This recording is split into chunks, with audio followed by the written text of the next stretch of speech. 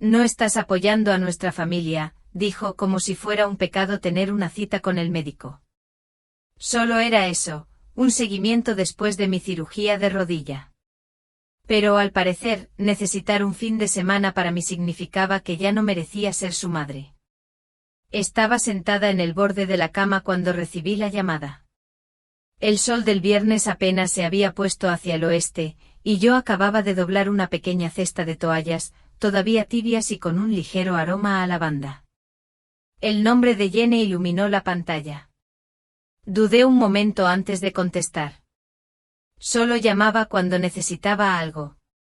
Hola, mamá, dijo saltándose los saludos. ¿Puedes cuidar al bebé este fin de semana? Tenemos un retiro de trabajo en Asheville, y Emma se queda con los padres de Nate. Volveremos el domingo tarde. Le dije que no con la mayor delicadeza posible. Le expliqué que tenía una cita el sábado por la mañana, una cita de seguimiento, nada grave, pero que el tiempo era justo. Y la verdad era que estaba cansada. Todavía me dolía la rodilla por las mañanas, y 2 días sola con un bebé de 10 meses era más de lo que podía soportar ahora mismo. Hubo un silencio al otro lado, y luego una voz seca y fría, vaya. Bueno, supongo que simplemente no estás apoyando mucho a nuestra familia. Lo sentí como una bofetada.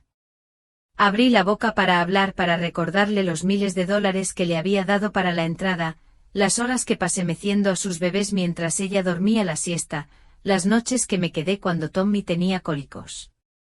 Pero no dije ni una palabra. ¿Para qué? No me esperaba esto de ti, continuó Jenny. Te necesitábamos mucho este fin de semana. Eres su madre, dije en voz baja. Ya lo entenderás. Colgó sin decir nada más. 1 hora después, recibí un mensaje, por favor, no vuelvas a pasar por casa. Es hora de poner límites. Hemos cambiado las cerraduras. Lo leí 2 veces y luego otra. Pensé que mis ojos me jugaban una mala pasada. Apreté los labios con tanta fuerza que me temblaron. El corazón me latía con fuerza en los oídos. Ni siquiera una llamada, solo un mensaje después de todo. Después de tantos años, las cerraduras habían cambiado. Como si fuera una amenaza, como si fuera una extraña. De todos modos, conduje hasta su casa. Llámalo instinto o quizás solo incredulidad. Las calles parecían las mismas de siempre, tranquilidad suburbana, bicicletas en el césped, banderas marchitas en el calor del verano. Pero algo había cambiado. Algo fundamental. Aparqué frente al edificio de 2 plantas de ladrillo claro que les había ayudado a comprar. Por un momento me quedé mirando la puerta. Era la misma puerta que pinté con Jenny el día que se mudaron. Estaba embarazada de Emma, tenía la barriga redonda y la mirada cansada, pero emocionada. Elegimos un verde bosque intenso, y bromeó diciendo que parecía demasiado mayor. Esa misma puerta no se abrió cuando toqué el timbre. Esperé. No hubo respuesta. Volví a tocar. El cochecito de bebé estaba cuidadosamente plegado en el porche. Una de las zapatillas de Emma estaba debajo del columpio. Entonces lo oí, pasos adentro. Voces rápidas y susurrantes. Alguien se asomó tras la cortina del piso de arriba. Llamé por 3ª vez, más por costumbre que por esperanza. Nada. Probé la llave, la que llevaba usando 5 años, desde que me hicieron una copia, por si acaso. No giraba.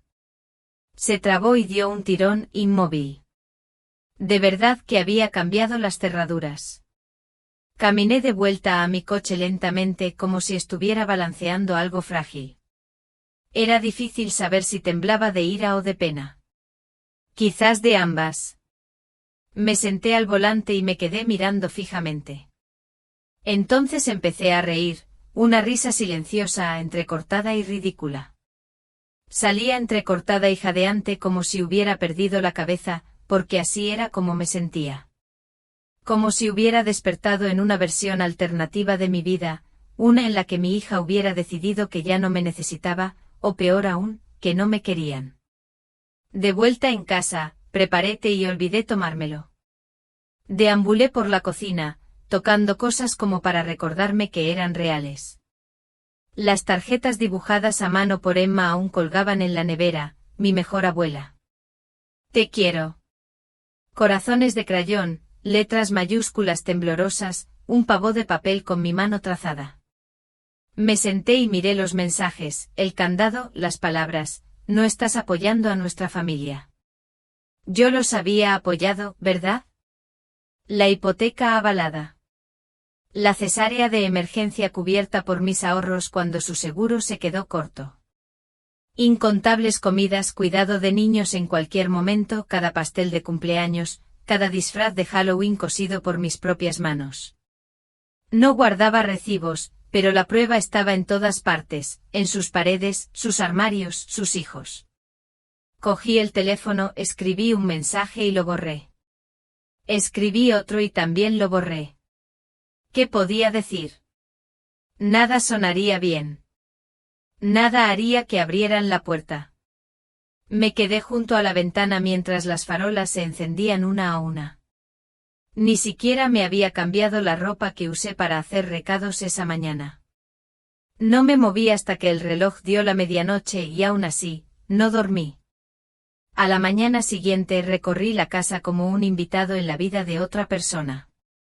El silencio se sentía más pesado de lo habitual. No encendí la radio como siempre. No abrí las cortinas. No quería la luz. En cambio me senté a la mesa de la cocina con una tostada seca y una taza de té que se enfrió antes de que pudiera beberla. La nevera zumbaba. El reloj marcaba el tiempo, pero todo lo demás se había quedado en silencio.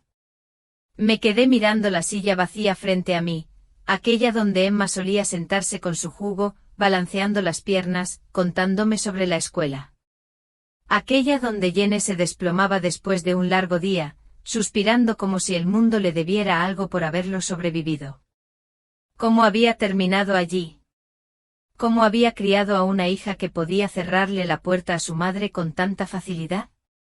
Al mediodía abrí la cajita donde guardaba todas las cositas que me habían regalado, una flor prensada de Emma, una tira de fotomatón con Jenny veinteañera, sonriendo de oreja a oreja, una tarjeta de agradecimiento de Nate tras el nacimiento de Tommy, escrita a toda prisa pero que decía, no sabemos qué haríamos sin ti. Le di vueltas a esa frase un buen rato. Al parecer, lo habían descubierto. Mi teléfono vibró una vez y di un respingo. Pero no era Jenny. Era un mensaje basura sobre el seguro del coche. Dejé el teléfono y lo aparté como si fuera a morderme. Entonces hice algo que no había hecho en años. Saqué la carpeta, la grande y amarilla con el clip negro. Gastos familiares, escrito con tinta desteñida en la parte superior. Dentro había registros. Los había guardado. No por influencia ni por orgullo, sino porque soy bibliotecaria de profesión y por naturaleza. Anoté cosas, no todo, nunca los pequeños favores, las noches en vela, las horas que pasé conduciendo por la ciudad, sino las grandes, el dinero, los trámites legales, las obligaciones que había asumido porque era la única que podía hacerlo, los $12.000 de la entrada. Los $4.300 para cubrir las facturas del hospital de Emma cuando Nate perdió su trabajo, el cochecito de $800 que Jenny dijo que necesitaba urgentemente, los pagos de la matrícula con los que ayudé para que Emma pudiera seguir en su escuela de Montessori, nada de eso me fue negado. No entonces. Tenía los medios. Tenía el corazón. Ese era el papel, ¿no? La madre generosa, la abuela confiable, la figura sólida que lo mantiene todo en marcha sin pedir nada a cambio. Pero ahora me preguntaba algo por primera vez, ¿quién me cuida? Miré alrededor de la casa. No había nadie más. Nadie llamaba para ver si estaba bien. Nadie preguntaba si había comido, si había dormido, si había llorado toda la noche. Sí, lo había hecho. El dolor no era ruidoso. No llegaba en sollozos ni gritos. Se asentó como polvo en mis pulmones, lento, sofocante e imposible de explicar a quien no lo hubiera sentido. Ella cambió las cerraduras.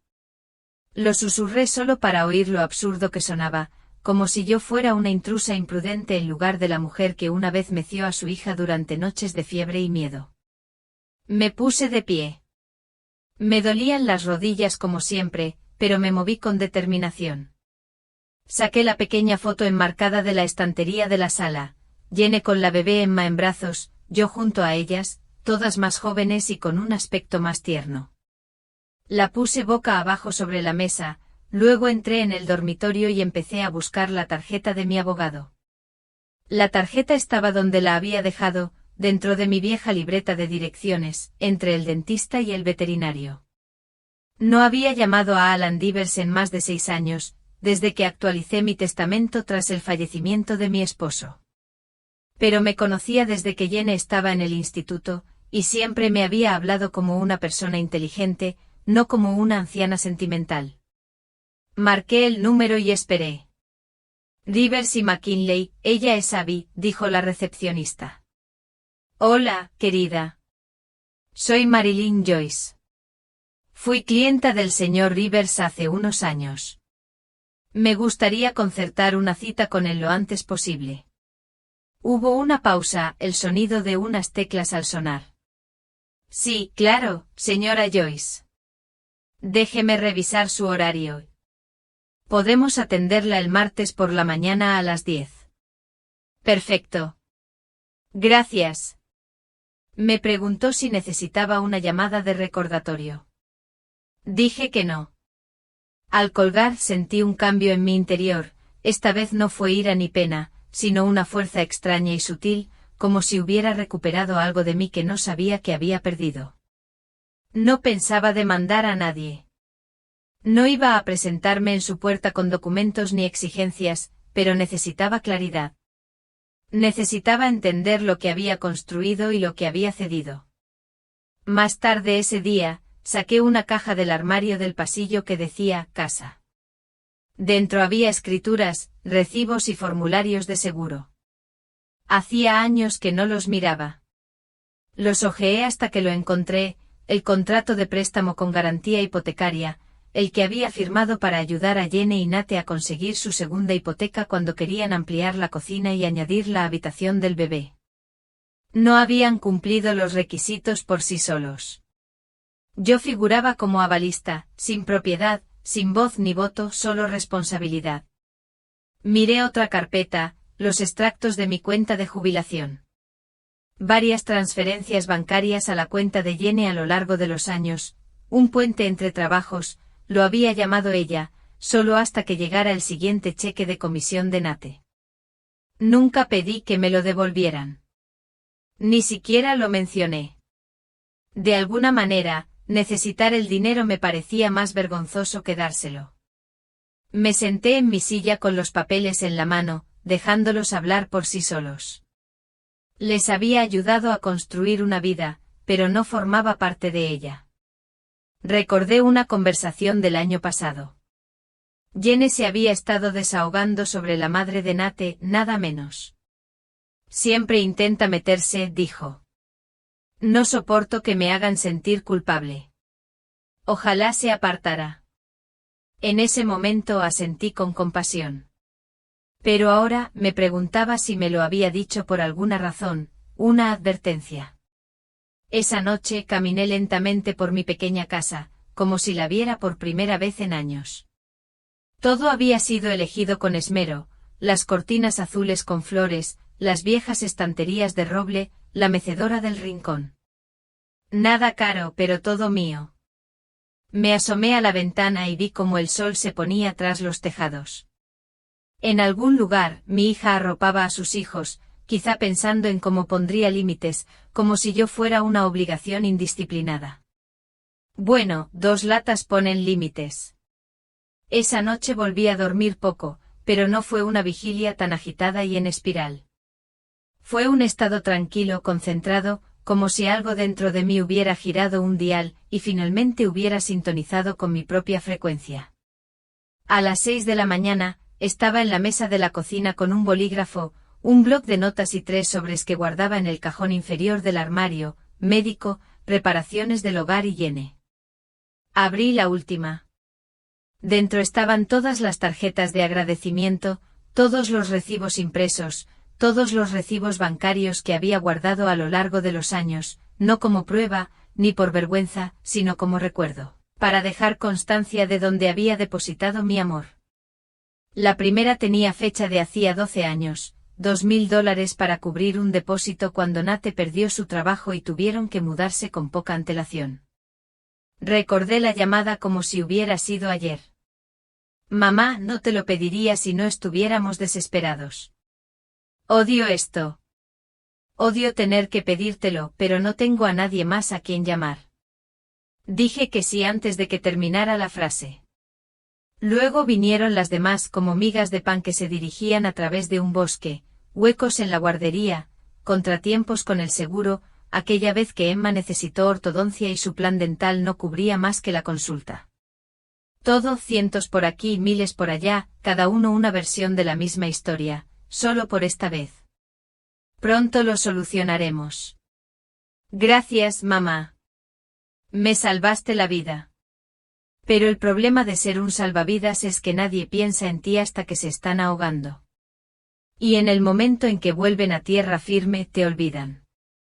Pensé en las veces que dije que sí, incluso cuando quería decir que no, cuando cancelé el almuerzo con mi única amiga que quedaba en el pueblo para poder recoger a Emma antes, cuando me salté mi revisión de artritis porque nadie más podía cuidar de Tommy, cuando gasté el dinero de la factura de la calefacción del invierno pasado en regalos de Navidad para sus hijos porque Jenny dijo que Emma estaría devastada sin la casa de muñecas que tenían todas sus amigas. Cada vez me decía a mí misma que era amor, sacrificio, lo que hacen las madres. Ahora no estaba segura de si era amor o miedo, miedo a que si dejaba de dar, dejaría de importar. Dejé el sobre y me levanté lentamente. Mis rodillas no lo toleraron, pero obedecieron. Fui a la puerta principal y la abrí. El aire de la mañana olía a rocío y hierba vieja. Al otro lado de la calle, mi vecina Ellen ya estaba regando sus beonas con su bata rosa. Me saludó con la mano. No le devolví el saludo, no fue por mala educación. Simplemente no podía levantar la mano. Todavía no. De vuelta adentro preparé té y me quedé mirando mi teléfono. Nada. Ningún mensaje de Jenny, ningún seguimiento, ninguna disculpa, ni siquiera una línea para explicar. ¿De verdad era esto? Una negativa de fin de semana, una cita con el médico, una sola palabra, no, y me borraron. Cogí el teléfono, busqué su nombre y me quedé flotando. Luego lo volví a dejar. ¿Qué iba a decir? ¿Qué lamentaba necesitar un sábado para cuidar de mi propia salud? ¿Qué cancelaría la cita otra vez si tan solo me dejara volver a las vidas que había ayudado a construir? No podía hacer eso. Ya no. Porque aquí estaba la verdad que había estado evitando, y me golpeó con la quietud de una nota final. Esta no era la primera vez que Jenny me castigaba por poner un límite. Era solo la primera vez que lo hacía permanente. Recordé el año pasado cuando le dije que no podía volar para su aniversario porque el médico me había desaconsejado los viajes largos con la presión arterial. No me volvió a hablar durante semanas, decía que priorizaba mis dolencias sobre sus logros. Antes de eso, en el bautizo, cuando le pregunté si podrían considerar una fecha en la que no tuviera fisioterapia, me dijo que me estaba portando mal, que no necesitaba dramas. Cada vez que defendía mis derechos, respondía con distancia, frialdad, silencio, y yo como una tonta volvía arrastrándome con regalos, con disculpas que no debía. Hasta ahora. Ahora, me quedé quieto, dejando que se instalara el silencio. No envié ningún mensaje. No di explicaciones. Respiré hondo, fui al archivador y saqué la carpeta con la etiqueta bienes raíces. Luego cogí el teléfono y volví a llamar a Alan Rivers. ¿Podemos agregar algunos temas más para discutir el martes?, pregunté. Claro, señora Joyce. ¿Qué le preocupa? Mi poder notarial. Quisiera revocarlo y necesito hacer algunos cambios en mi testamento. El martes me moría de ganas. Ocupé el tiempo de la única manera que sabía, limpiando, quitando el polvo de rincones que no habían visto la luz del sol en meses, fregando la lechada de la cocina con vinagre y un cepillo de dientes viejo, reordenando los libros que ya no podía leer con la vista, pero que no me atrevía a regalar. Fue un tipo de preparación extraña, como si estuviera preparando la casa para un invitado que nunca vendría. La mañana de mi cita, me desperté antes del despertador y me quedé frente al espejo más tiempo del habitual. Me cepillé el pelo, me puse mi blusa azul suave con botones de perla e incluso me di un toque de lápiz labial, no para nadie más, sino para mí, para recordar quién era cuando nadie me veía. El viaje a la oficina de Allen me llevó 30 minutos, y pasé cada segundo ensayando las palabras mentalmente. Pero cuando me senté en la silla de cuero marrón frente a él, las palabras me salieron con facilidad. Quisiera revocar el poder que le otorgué a mi hija, dije claramente. Alan parpadeó y asintió lentamente. No hay problema. Podemos redactar el documento hoy. ¿Estás segura, Marilyn? Por supuesto. Crucé las manos sobre el regazo. Ya no necesita tener ese acceso a mi vida. No me pidió detalles, y lo agradecí. Después, revisamos mi testamento. Todo seguía ahí, Jenny y Nate como beneficiarios principales, Emma y Tommy recibirían pequeños fideicomisos educativos. La casa, las cuentas, los bienes, todo sería para ellos. Me gustaría cambiar eso, dije. Alan ladeó ligeramente la cabeza. ¿Todo? Sí. Quiero que todo quede en un fideicomiso para mi sobrina, Claire. Ha sido buena conmigo no por obligación, sino por bondad. Asintió de nuevo. Podemos arreglarlo. Es tu derecho. Trabajamos en silencio un rato con el crujido de los papeles y el tintineo de los bolígrafos. Firmé donde me indicó y con cada firma, sentí un pequeño peso que se me quitaba del pecho. Antes de irme, me entregó una copia de la revocación. Si su hija intenta actuar en su nombre ante cualquier institución financiera, estarán obligados a rechazarla. Tomé el papel, lo doblé cuidadosamente y lo guardé en mi bolso y dije, gracias, Alan. Afuera el cielo estaba nublado, pero me sentía ligera, como si hubiera entrado en una versión de mi vida donde ya no esperaba que alguien reconociera mi valor. Lo había logrado yo misma. Al llegar a casa, llamé al banco. Me costó 3 transferencias y una tediosa verificación de identidad, pero finalmente contacté con un tal Derek, del Departamento de Contabilidad Senior. Necesito cancelar todas las transferencias programadas a las cuentas de mi hija, dije. Inmediatamente dudó.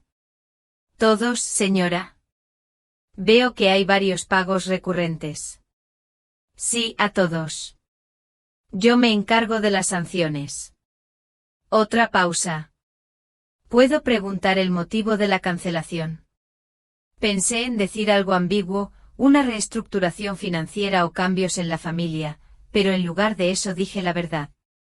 Había decidido que mi apoyo no tenía por qué ir en detrimento de mi dignidad. Derek guardó silencio un momento. Entendido. Procesaremos las cancelaciones hoy. Gracias. Después de terminar la llamada, me quedé muy quieto. El silencio en la habitación se sentía diferente ahora, no solitario ni vacío, sino limpio como un espacio que por fin había recuperado. A la mañana siguiente fui al banco en persona, no porque no confiara en Derek, sino porque algunas cosas, las cosas importantes, merecen hacerse en persona. Me puse mi abrigo bueno, el que guardaba para la iglesia y las bodas. La verdad es que abrigaba demasiado, pero me hacía sentir preparada y presentable, como alguien que se tomaba en serio, aunque otros no lo hubieran hecho en mucho tiempo. La sucursal estaba en silencio, Solo se oía el murmullo de las conversaciones y el suave zumbido de las impresoras. Una joven de cabello negro brillante me recibió con una sonrisa que no llegó a sus ojos. Tengo una cita con el gerente de la sucursal, dije. ¿Tu nombre?, preguntó ella. Marilyn Joyce. Escribió algo, asintió y señaló hacia la sala de espera. La señora King estará con usted enseguida. Me senté cerca de la ventana agarrando mi bolso con ambas manos, no por nervios, sino porque tenía entre mis manos un historial, extractos, recibos, fotocopias de pagos realizados durante una década. Pruebas, supuse, aunque no estaba allí para demostrar nada. Solo quería claridad. 10 minutos después apareció la señorita King, una mujer de unos 40 años con un blazer elegante y una mirada que no se perdía nada. Me saludó con calidez, pero con profesionalidad. Señora Joyce, pase, por favor. Su oficina estaba demasiado fría. No dije nada, simplemente la seguí y me senté frente a ella. Entiendo que le gustaría realizar algunos cambios en sus cuentas. Sí, dije. Quiero que se cancelen permanentemente todas las transferencias de fondos al hogar de mi hija. También quiero crear un fideicomiso aparte. Ella no parpadeó, simplemente tomó un bolígrafo. ¿Ya tienes un beneficiario en mente? Mi sobrina, Claire Linton. Vive en Portland. Nos visita todos los años, llama solo para saludar. Una vez, cuando estaba enferma, condujo 2 estados para traerme sopa. La señora King asintió sin hacer comentarios. Me gustaría que los fondos que antes estaban destinados al hogar de mi hija se redirigieran a este fideicomiso, continué, pero no solo los pagos recurrentes, sino todos los fondos discrecionales restantes que he reservado para casos de necesidad familiar. Ya no lo considero una categoría adecuada. Me pareció ver su boca esbozar una leve sonrisa. Pasamos la siguiente hora repasando detalles, porcentajes, condiciones de acceso, opciones de inversión. Hice preguntas. Tomé decisiones. Firmé papeles. Tendré que presentar los formularios de identificación de la señora Linton, dijo, y algunos documentos requerirán su firma para activar el acceso total. Lo está esperando, respondí. Ya le dije que podría ser algo pequeño. No le dije cuánto. No era una suma enorme para los estándares modernos, pero era más de lo que había tenido de niño, más de lo que esperaba ahorrar.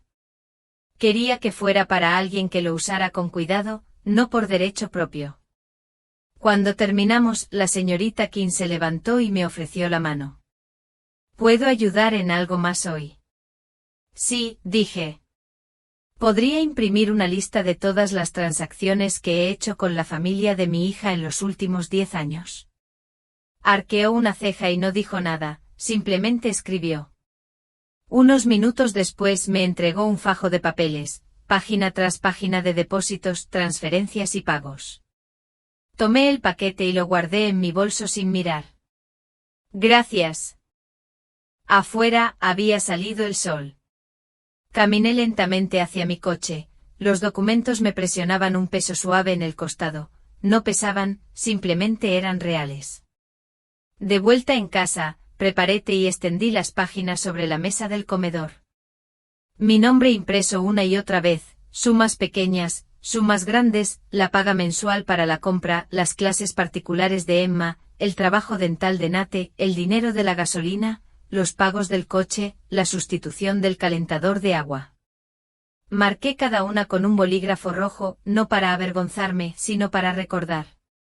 Conté 123 transferencias en 10 años. Y eso sin incluir regalos, compra ni cuidado de niños. Sin contar las noches que dormí en su sofá cuando estaban enfermos ni las vacaciones que pasé cocinando para 12 mientras sonreían para las fotos, y me dejaban fregar los platos sola.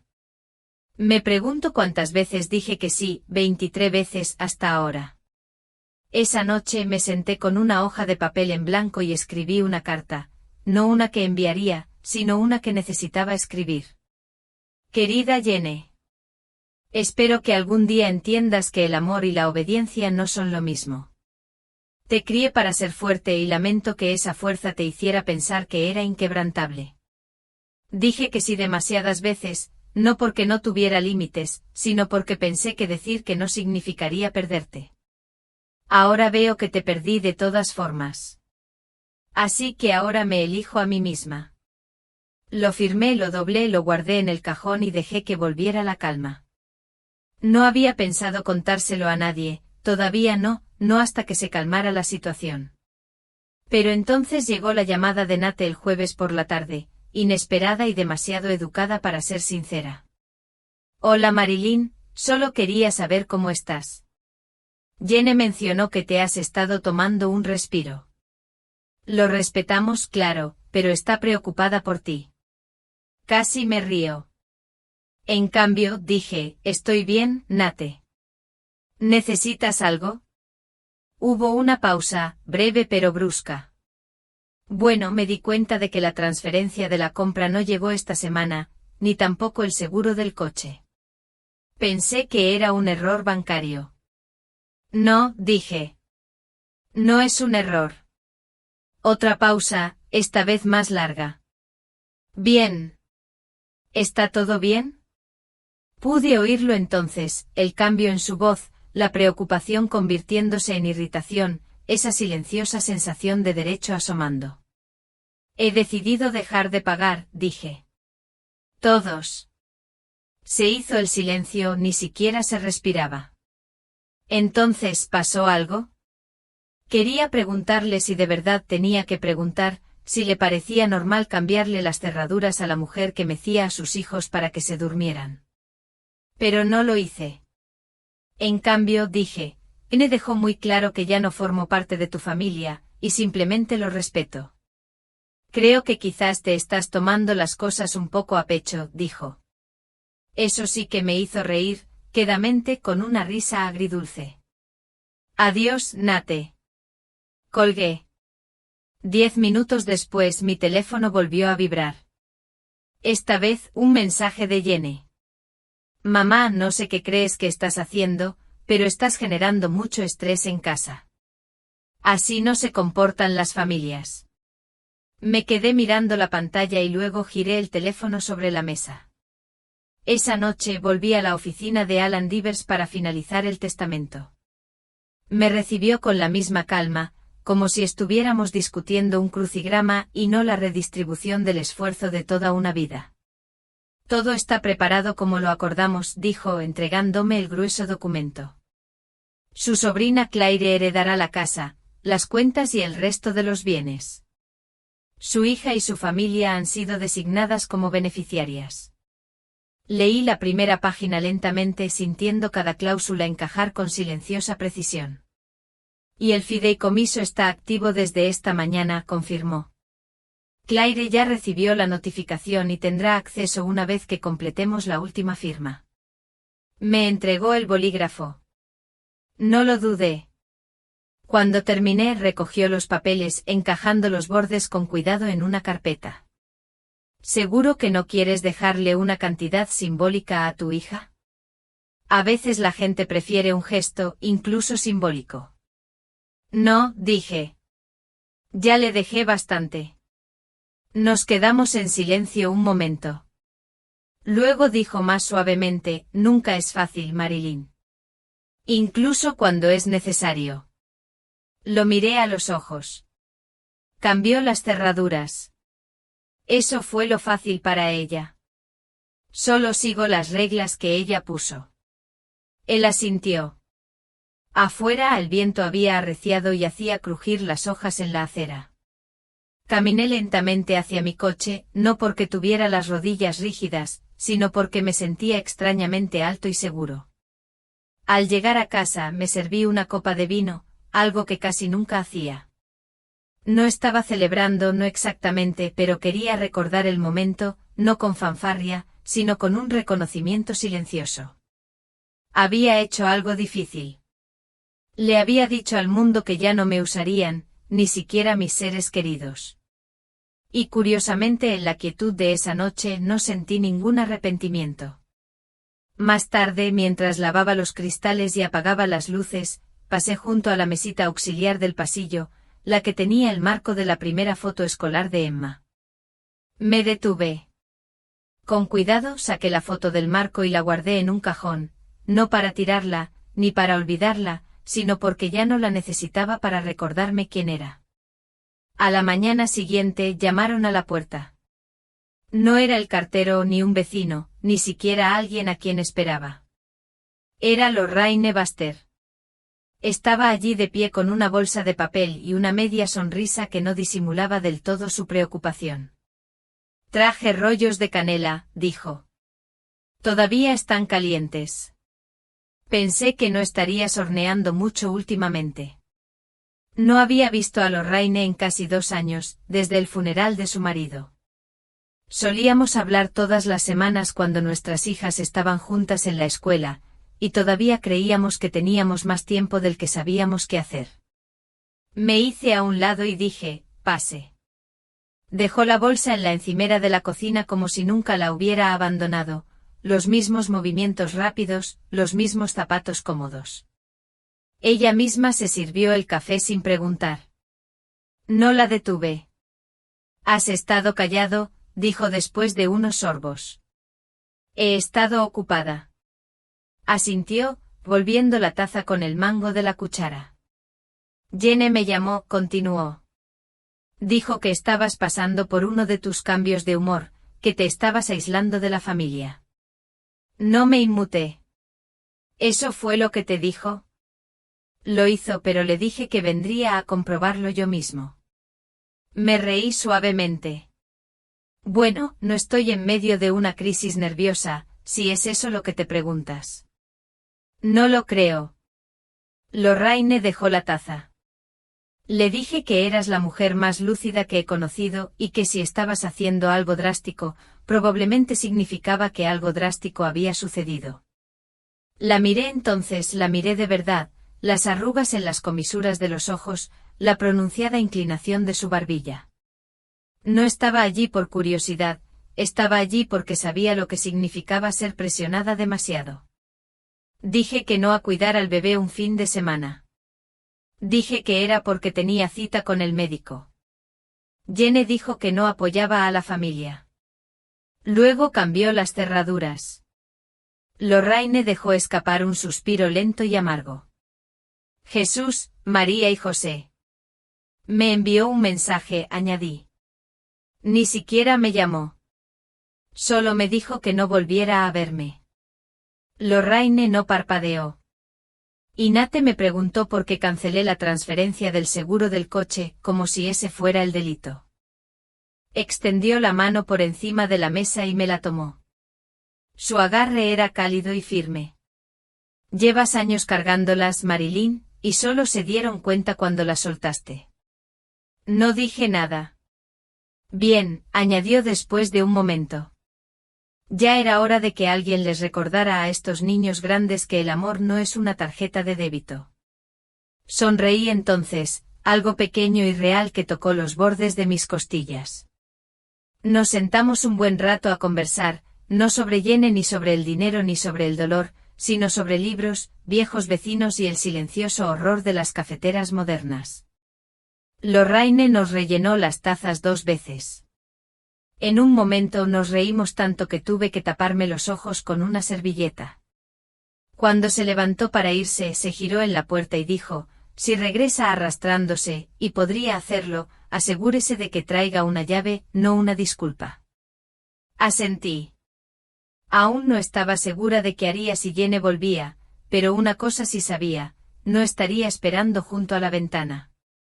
Después de que Lorraine se fuera, volví a la sala y me hundí en el sillón. La casa se sentía diferente ahora, ni más llena ni más vacía, simplemente mía.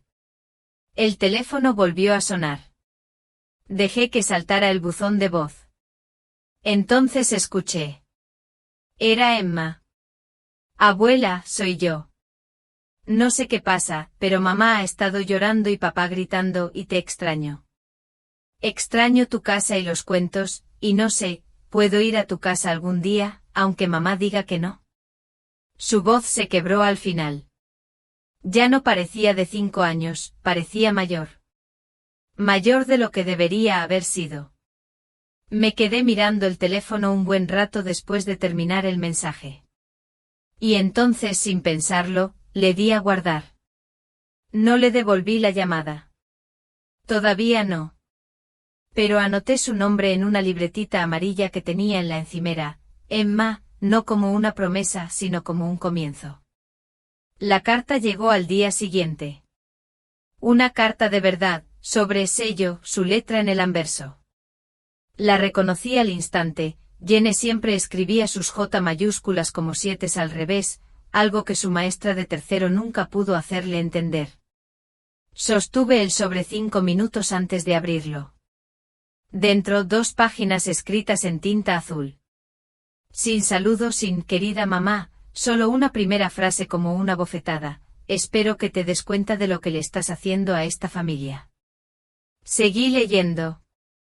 Escribió que Nate estaba furioso, que Emma estaba confundida, que el momento para todo esto no podía ser peor dado lo mucho que se esforzaban por mantener la estabilidad, que mi comportamiento se había vuelto errático, que estaba dolida pero también preocupada. Me preguntó si estaba deprimida, si tal vez necesitaba hablar con alguien. Sugirió terapia a la ligera, como hacen las personas cuando intentan fingir que no te están insultando. No mencionó la cerradura. No mencionó el mensaje, y desde luego no se disculpó. El último párrafo lo selló: seguimos dispuestos a incluirte en nuestras vidas, pero solo si estás dispuesta a trabajar en equipo.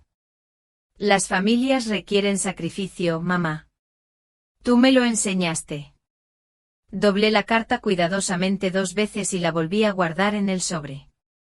Luego la llevé a la chimenea y la puse sobre la rejilla. No la encendí.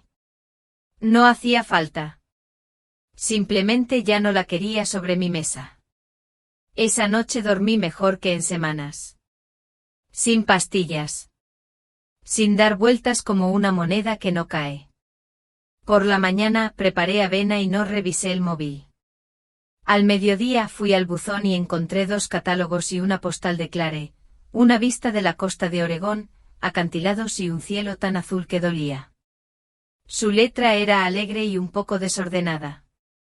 Tía Marilyn, gracias por todo. No sé qué decirte, solo que espero que vengas pronto. Haremos bollitos, nos sentaremos en el porche y fingiremos que el mundo tiene sentido. Con cariño. Lo pegué en el refrigerador. Más tarde ese día, limpié el armario cerca de la puerta principal. Con los años se había convertido en un cajón desastre: las botas de agua de Emma, el sonajero olvidado de Tommy, un cubo de plástico lleno de crayones rotos y calcetines desparejados. Tiré la mayor parte a una bolsa de basura, no por rabia, sino por claridad. Al llegar al fondo, encontré un pequeño sobrecuadrado. Dentro había un dibujo a crayón de Emma, una casa morada con palitos, un césped verde, un sol torcido en la esquina y yo en el centro, sosteniendo su mano en letras mayúsculas: la casa de la abuela y yo. Aplané el papel alisando las arrugas y luego lo guardé en una carpeta etiquetada: mantener. No necesitaba el permiso de Jane para recordar quién era. Esa noche, mientras la luz se tornaba dorada en el suelo de la cocina, preparé otra tetera y me senté junto a la ventana. El teléfono volvió a vibrar, pero no me moví. Era mi momento, sin obligaciones, sin explicaciones, solo la serena dignidad de quien por fin había dejado de suplicar ser amada como es debido. Hacía más de 1 año que no volvía a la biblioteca, desde el día en que finalmente entregué mi credencial tras 42 años de servicio y 3 más como voluntaria. Les dije que ya era hora. Me dolían las articulaciones, las computadoras me superaban en velocidad y la nueva directora tenía esa sonrisa que parecía tolerarme. Pero el lunes algo me empujó a salir. No fue culpa ni soledad, sino curiosidad. Empaqué mi mochila de lona solo con un cuaderno y un bolígrafo, y caminé las 6 manzanas desde mi casa, pasando la panadería, el aparcamiento vacío donde antes estaba el viejo cine, hasta llegar al familiar edificio de piedra con sus amplias puertas de cristal. Olía igual, a papel, a polvo y a ese ligero matiz de pulimento de limón que usaban para los pisos. Mis zapatos hacían el mismo suave golpeteo sobre las baldosas. Me movía lentamente no por dolor, sino por reverencia. Este lugar había sido mi segundo hogar durante la mayor parte de mi vida adulta.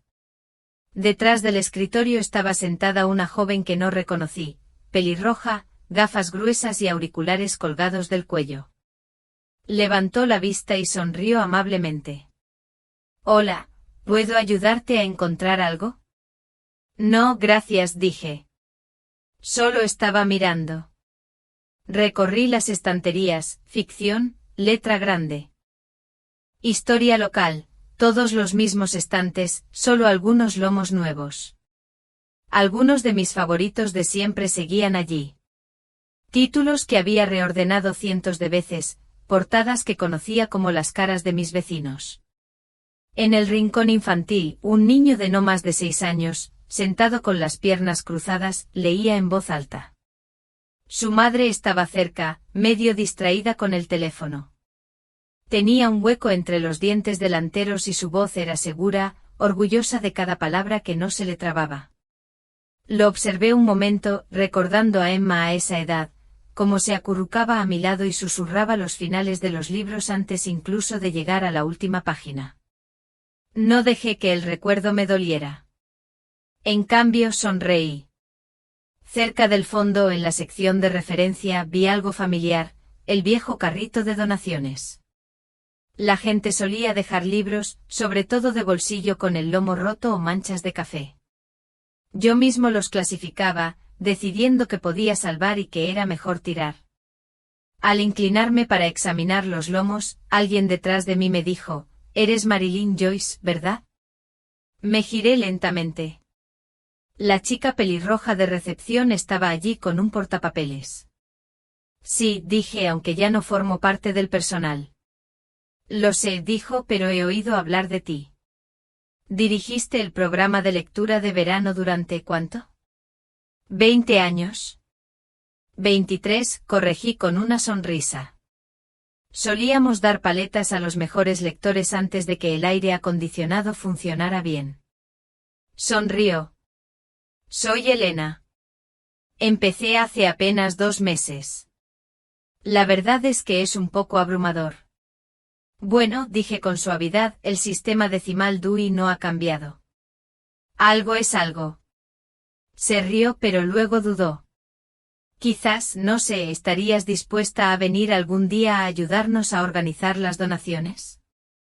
Hay un lío de trabajo atrasado, y me vendría bien alguien que me ayudara. Me pilló desprevenida, pues me necesitaban para algo real, algo que no tuviera que ver con la familia, la culpa ni la obligación. Me encantaría, dije. Parecía aliviada. Genial. Sin presión, solo si te apetece.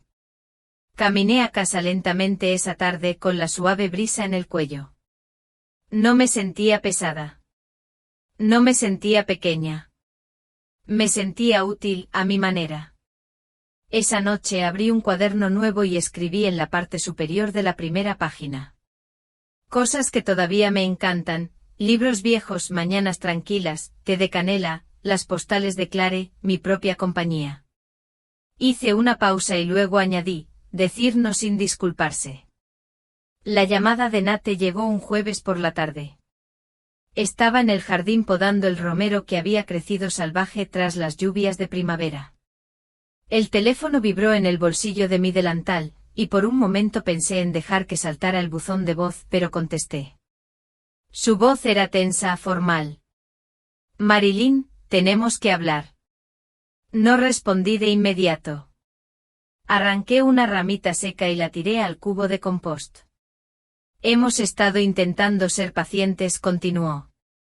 Pero esto se está saliendo de control. ¿Qué es exactamente lo que está fuera de control?, pregunté. El dinero. Espetó. Las cancelaciones repentinas, el tema de la confianza. Jenny está fuera de sí. Ella me cambió las cerraduras, Nate. Estaba molesta, dije. Le dije que no a cuidar niños un fin de semana porque tenía una cita médica. Hubo silencio. Se sintió abandonada. Se sintió incómoda, corregí. Y en lugar de hablarme como una mujer adulta, me envió un mensaje y cambió las cerraduras. Está bajo mucha presión. Todos estamos bajo presión, dije. Pero no todos nos vengamos despreocupándonos de nuestras madres. Exhaló con fuerza y luego cambió de tono. Mira, seamos razonables. Estás dejando una huella. Lo entendemos. Pero esto le duele a Emma. ¿Te extraña? Pregunta por ti todas las noches. Era de esperar. No porque fueran manipuladores, sino porque eran ciertos. Pero me quedé callado. ¿No quieres arreglar esto?, preguntó. Por ella, respiré hondo. Quiero una relación con mi nieta, dije. Pero no la voy a ganar con silencio y dinero. Ya no. ¿Y qué? Esto es un castigo. No, dije. Esto es un límite. Ustedes dos tomaron una decisión y finalmente yo estoy tomando una propia. Su voz se endureció de nuevo. Estás destruyendo a esta familia. No, dije con calma. Llevo años aguantando. Solo que no te diste cuenta hasta que paré. Terminé la llamada. No lloré. Volví a mi romero. Más tarde esa noche me serví un vaso de agua y me senté en las escaleras traseras mientras el sol se ponía tras el tejado del vecino. El teléfono volvió a sonar.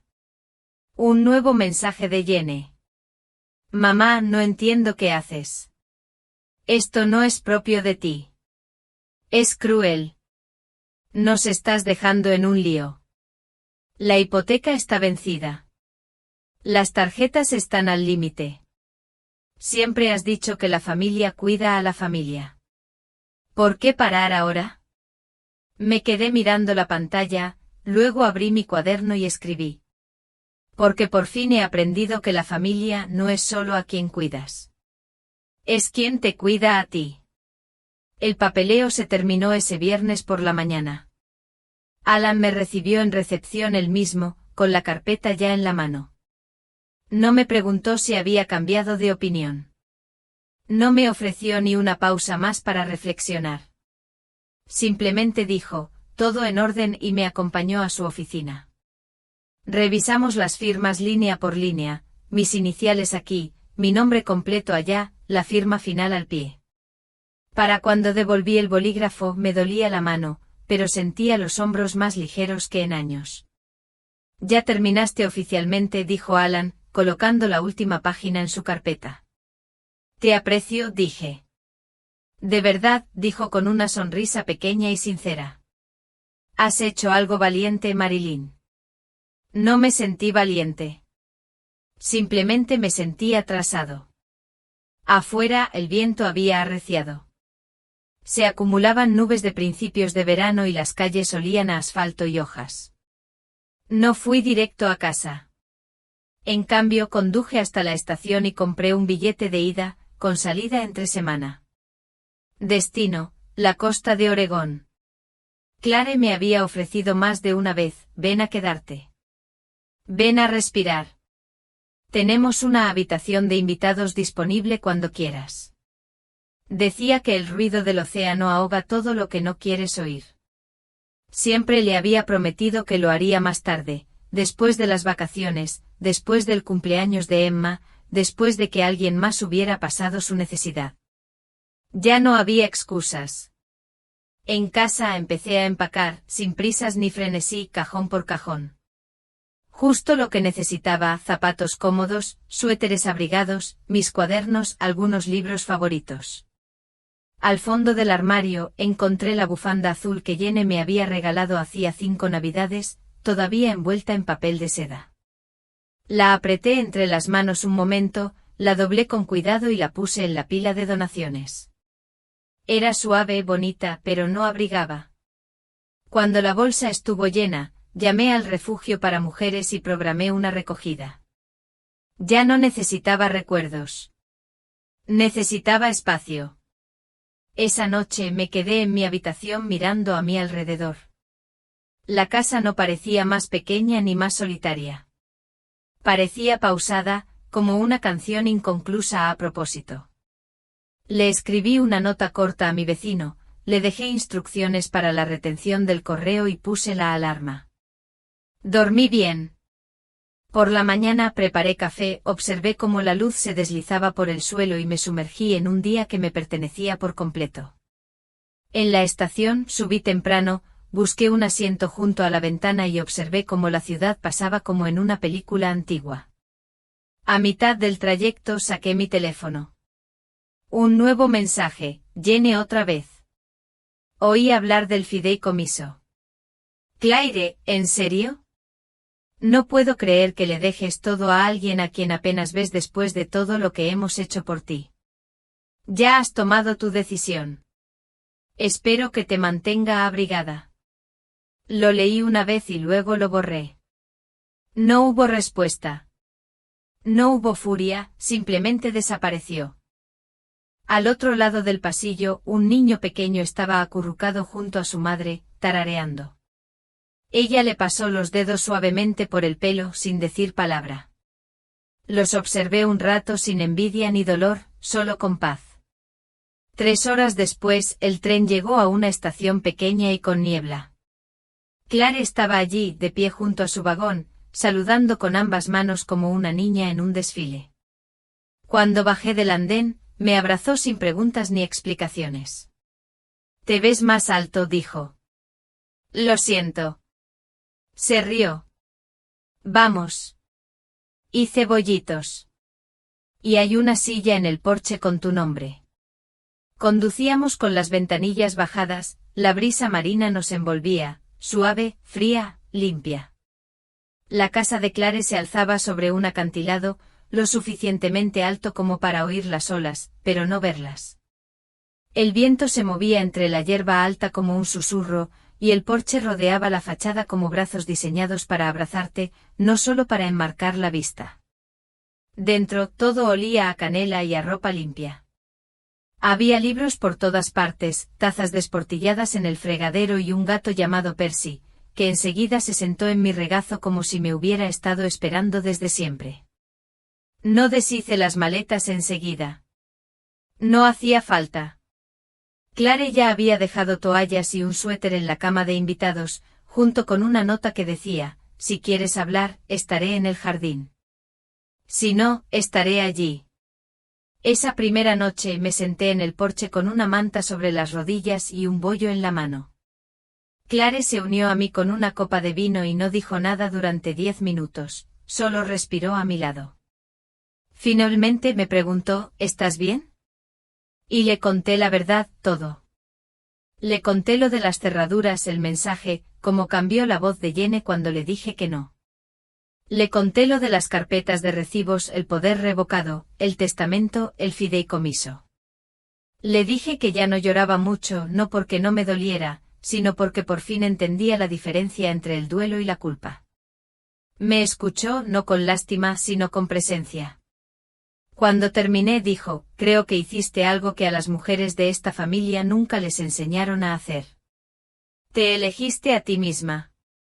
Asentí. Solo me llevó 74 años. Ella sonrió, aún más rápido que la mayoría. Nos sentamos al anochecer hasta que salieron las estrellas. Luego entramos y preparamos té. Dormí esa noche con la ventana abierta, mientras el sonido del océano entraba y salía como un suspiro.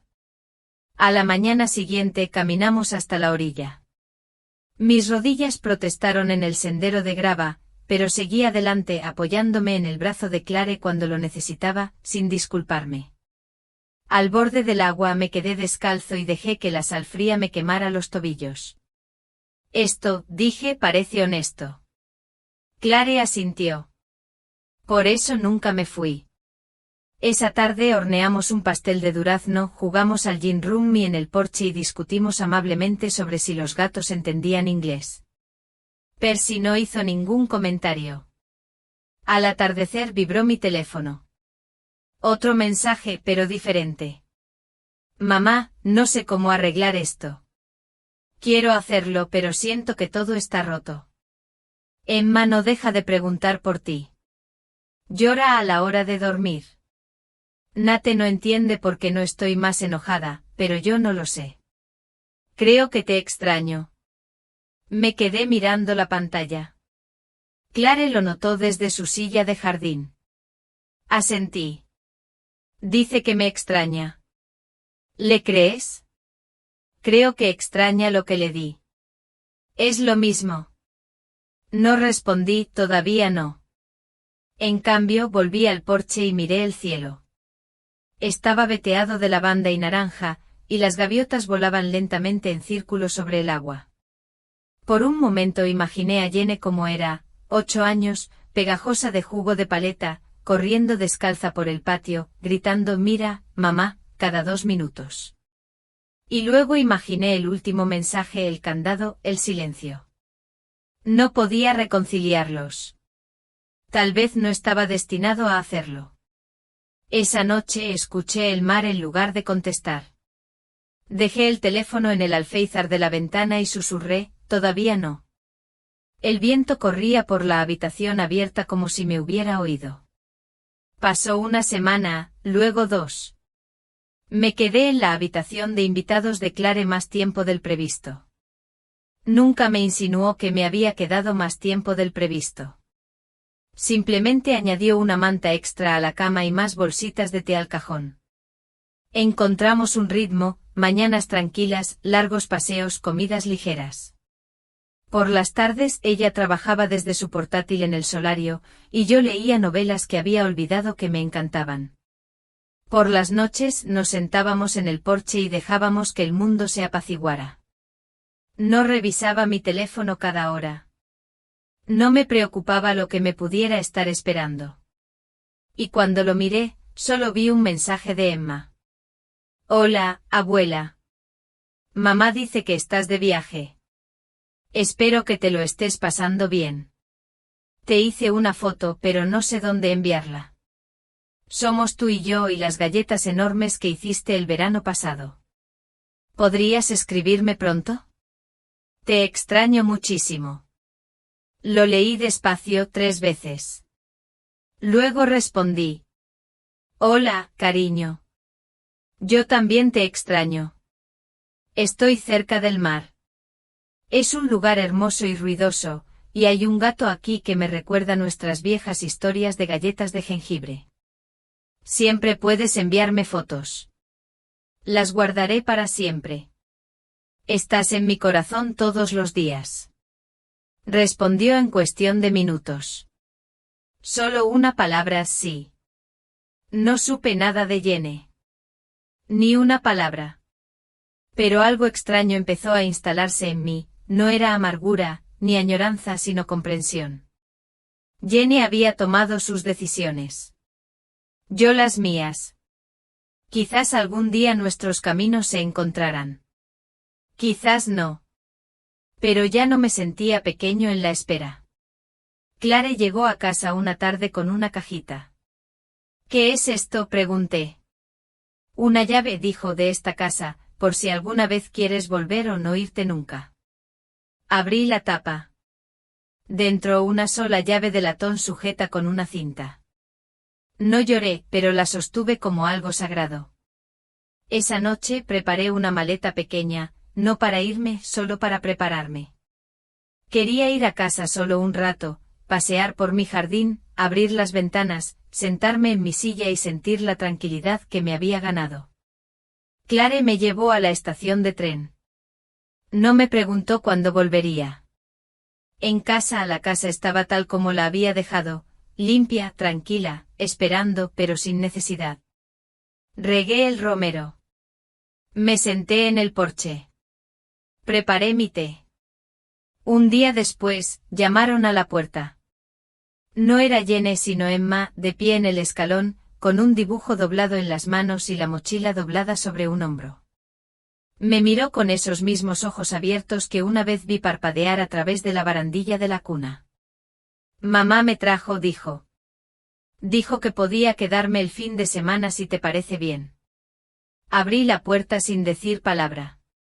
Se quitó los zapatos, corrió al refrigerador y se rió al ver la postal aún colgada. «¿Lo conservaste?», dijo ella. «Por supuesto que lo hice». Esa noche se acurrucó a mi lado en el sofá, con chocolate caliente en la mano y la manta vieja alrededor de las piernas. No hablamos de los mechones ni del silencio ni del fin de semana que rompió la rutina. Leímos su cuento favorito, el del zorro y la luz de la luna, y el verso que siempre me lo susurraba. «El hogar es donde alguien te espera». Le besé la cabeza. Y en ese instante supe que había hecho lo correcto. No la había dejado atrás. Simplemente por fin había dejado de dejarme atrás a mí mismo. Si esta historia te conmovió, quiero que sepas esto: nunca es tarde para poner un límite, para proteger tu paz, para empezar de nuevo en tus propios términos. Deja un comentario si alguna vez has tenido que tomar una decisión difícil, y sígueme para descubrir más historias que hablan de las verdades silenciosas que no decimos en voz alta.